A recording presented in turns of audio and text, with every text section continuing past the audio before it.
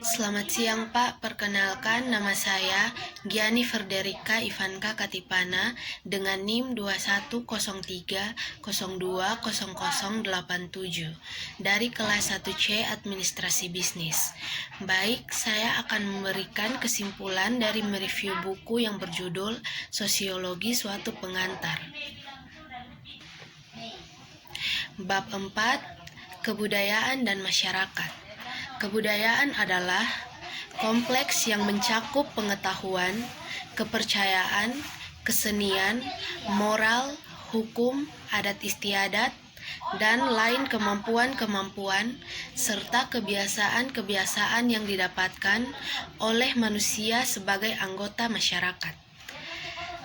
Kata kebudayaan berasal dari bahasa Sanskerta budhaya, yang merupakan bentuk jamak dari kata budi yang berarti budi atau akal. Kebudayaan diartikan sebagai hal-hal yang bersangkutan dengan budi dan akal. Adapun istilah kultur yang merupakan istilah bahasa asing yang sama artinya dengan kebudayaan berasal dari kata Latin color. Artinya mengolah atau mengerjakan, yaitu mengolah tanah atau bertani. Dari asal arti tersebut, yaitu color, kemudian kultur, diartikan sebagai segala daya dan kegiatan manusia untuk mengolah atau mengubah alam. Dengan kata lain, kebudayaan mencakup semuanya yang didapatkan atau dipelajari oleh manusia sebagai anggota masyarakat.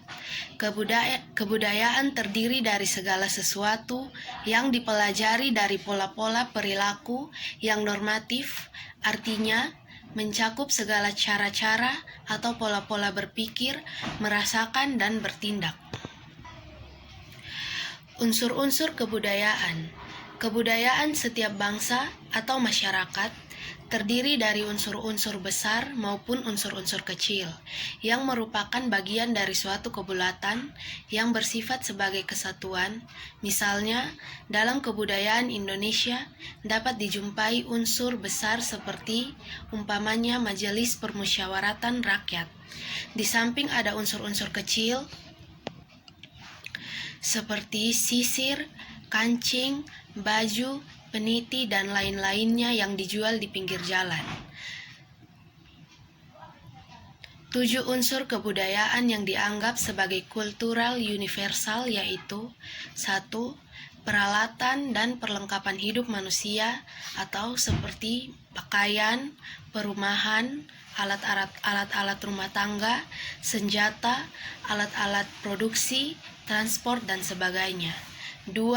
Mata pencaharian dan sistem-sistem ekonomi seperti pertanian, peternakan, sistem produksi, sistem distribusi, dan sebagainya.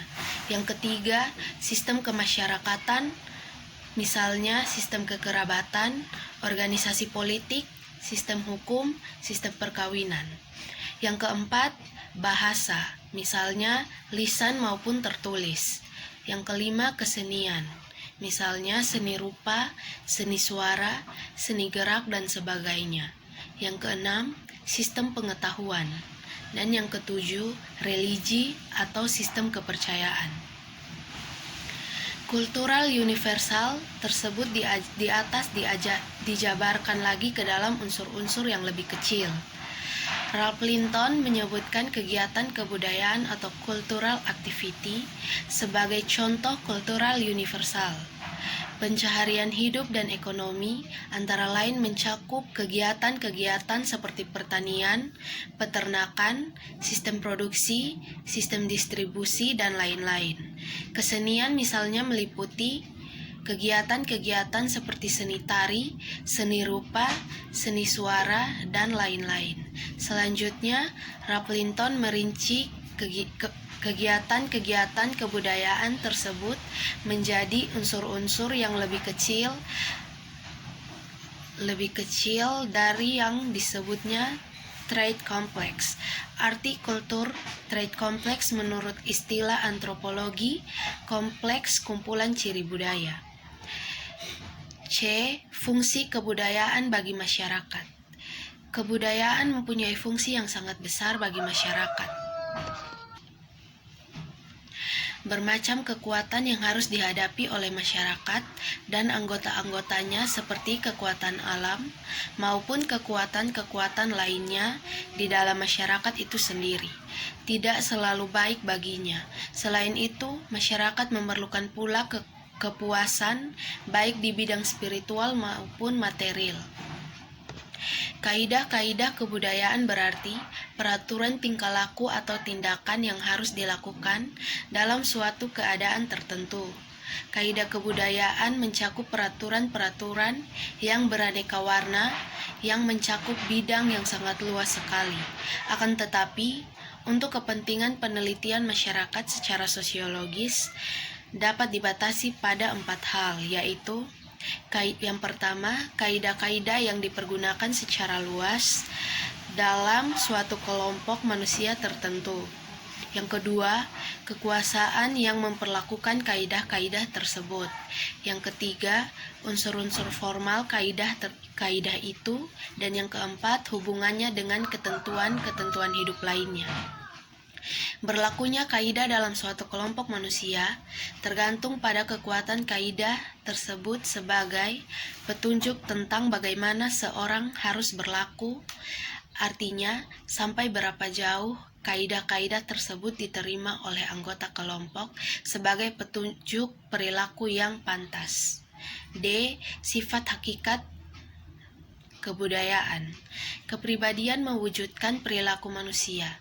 Perilaku manusia dapat dibedakan dengan kepribadiannya karena kepribadian merupakan latar belakang perilaku yang ada di dalam seorang individu, diri sendiri. Sedangkan pengertian kebudayaan menunjukkan pada pola perilaku yang khas dari masyarakat. Sifat hakikat kebudayaan adalah sebagai berikut. Yang pertama, kebudayaan terwujud dan tersalurkan lewat perilaku manusia. Yang kedua, kebudayaan telah ada terlebih dahulu, mendahului yang lahirnya suatu generasi tertentu dan tidak akan mati dengan habisnya usia generasi yang bersangkutan. Kebudayaan diperlukan oleh manusia dan diwujudkan tingkah lakunya. Yang keempat, kebudayaan mencakup aturan-aturan yang berisikan kewajiban-kewajiban, tindakan-tindakan yang diterima dan ditolak, tindakan-tindakan yang dilarang dan tindakan-tindakan yang diizinkan. Sifat hakikat kebudayaan adalah ciri setiap kebudayaan. Tetapi bila seorang hendak memahami sifat hakikat yang esensial, terlebih dahulu harus memecahkan pertentangan-pertentangan yang ada di dalamnya, yaitu sebagai berikut. Yang pertama, di dalam pengalaman manusia, kebudayaan bersifat universal. Dan yang kedua, kebudayaan bersifat stabil juga, dinamis, dan setiap kebudayaan mengalami perubahan-perubahan yang kontinu. Yang ketiga, kebudayaan mengisi serta menentukan jalannya kehidupan manusia, walaupun hal itu jarang disadari oleh manusia sendiri. E. Kepribadian dan kebudayaan. Kepribadian mewujudkan perilaku manusia.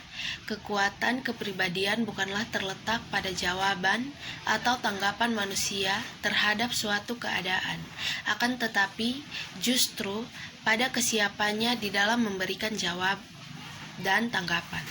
Jawaban dan tanggapan merupakan perilaku seseorang. 1. Kebudayaan-kebudayaan khusus atas dasar faktor kedaerahan. Yang kedua, cara hidup di kota dan di desa yang berbeda atau urban dan rural ways of life. Yang ketiga, kebudayaan khusus kelas sosial di dalam setiap masyarakat akan dijumpai lapisan sosial karena setiap masyarakat mempunyai sikap menghargai yang tentu terhadap bidang-bidang kehidupan yang tentu pula. Yang keempat, kebudayaan khusus atas dasar agama. Yang kelima, kebudayaan berdasarkan profesi. Intinya, kebudayaan setiap masyarakat adalah sistem nilai yang dianut oleh masyarakat pendukung kebudayaan bersangkutan. Yang selanjutnya, gerakan kebudayaan.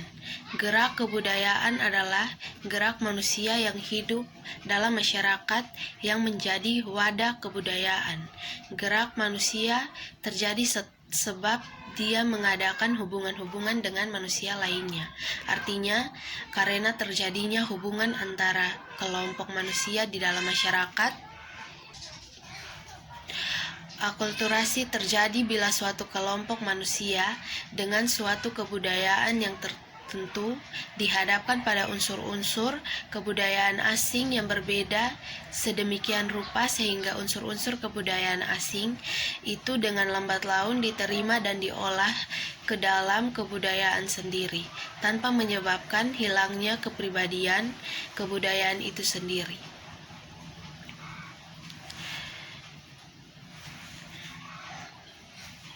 Biasanya masyarakat hidup bertetangga dengan masyarakat-masyarakat lainnya dan antara mereka terjadi hubungan-hubungan mungkin dalam lapangan perdagangan, pemerintahan, dan sebagainya. Baik, itu saja penjelasan dari saya. Sekian dan terima kasih.